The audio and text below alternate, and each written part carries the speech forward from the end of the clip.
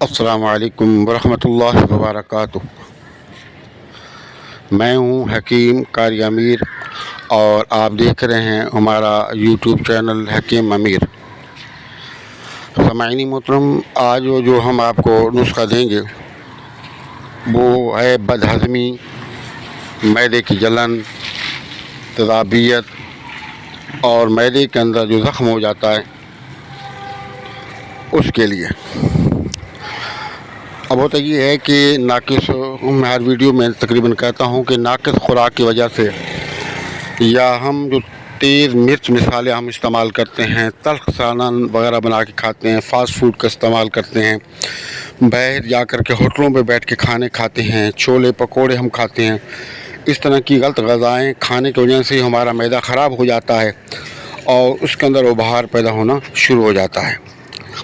کبھی گیس کی بن جاتا ہے، کبھی تیزابیت اور بالکل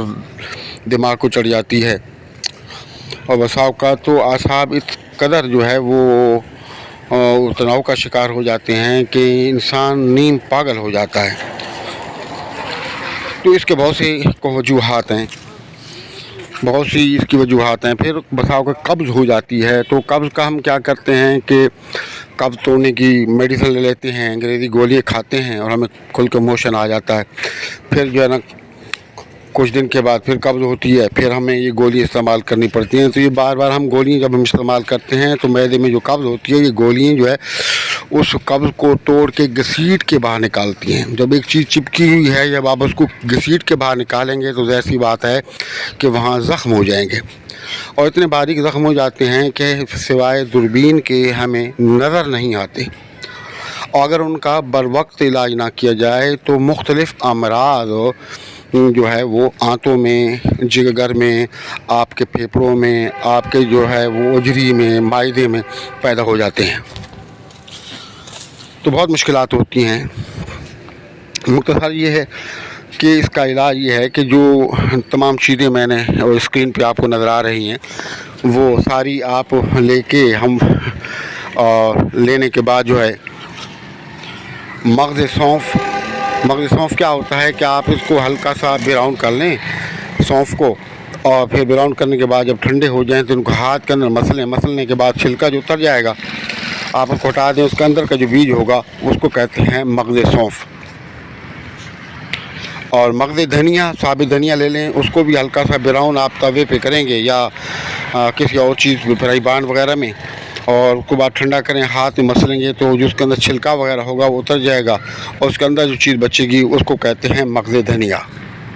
اب ان ساری چیزوں کو لے کر آپ اچھی طریقے سے الگ الگ کوٹ لیں، کوٹ کر باریک کر کے کپڑے چھان کر لے کے آپ اس کو پھر ایک ساتھ ملا دیں۔ ملا لینے کے بعد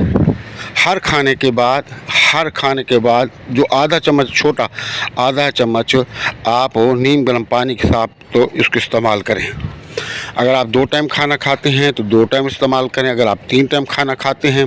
تو 3 ٹائم آپ اس کو استعمال کریں۔ اس کا کوئی سائیڈ افیکٹ نہیں ہے،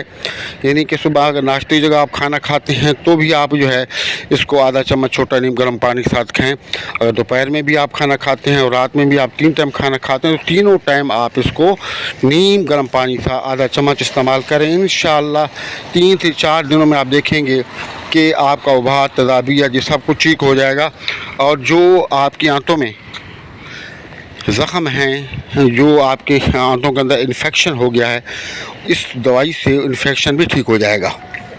لیکن آپ نے ساتھ میں پرہیز یہ کرنا ہے کہ گرم اور بادی چیزوں سے آپ نے پرہیز کرنا ہے، قبض والی چیزیں ہو گئیں، اور پانی کا زیادہ سے زیادہ استعمال کرنا ہے، تلی ہوئی چیزوں سے آپ پرہیز کریں، کم ہلکے مسالہ جات والی جو ہے سالن وغیرہ آپ کھائیں، اور دودھ دہی وغیرہ سے آپ پرہیز کریں گے، لسی وغیرہ سے بھی آپ پرہیز کریں، کھانا کھائیں، ساتھ میں چہل قدمی لازمی کریں، صبح ہو یا شام کا یا دوپہر کا کھانے کے بعد آپ 10 سے 15 منٹ ہلکی آپ جو ہے نا چہل قدمی لازمی کریں، اور کھانا کھانے کے بعد بالکل آدھا پونا گھنٹے تک کوئی چیز بھی کھائیں پیئیں نہیں، پانی، کولڈ ڈرنک، چائے، کوئی چیز بھی، پھل فروٹ وغیرہ کچھ بھی آپ نہ کھائیں۔ اور تلی ہوئی چیزیں اور پکوڑے وغیرہ سب چیزوں سے آپ پرہیز کریں، اور وہ کھانا کھانے کے بعد بالکل پانی نہ پئیں، آپ اس کو بنائیں اور اس نسخے سے فائدہ اٹھائیں اور ہمیں دعاؤں میں یاد رکھیں۔ ہمارے چینل کو سبسکرائب کریں، ویڈیو کو لائک اور شیئر ضرور کریں، کمنٹس باکس کے اندر اپنی رائے کا اظہار اور سلام کا جواب آپ ضرور دیا کریں۔ اور یہ نسخہ یاد ہوتے ہیں ہم فی سبیل اللہ بغیر کسی لالچ کے، اللہ اس کی نبی کی رضا کی خاطر جو ہے یہ ہم آپ کو دیتے ہیں، تو آپ اس کو آگے شیئر کیا کریں تاکہ مخلوق خدا کا فائدہ ہو، کیونکہ یہ خدمت خلق ہے اور یہ ایک صدقہ جاریہ ہے۔ تو اس صدقہ جاریہ میں آپ بھی جو ہے نا حصہ اس طریقے سے آپ لے سکتے ہیں۔ السلام علیکم ورحمۃ اللہ وبرکاتہ۔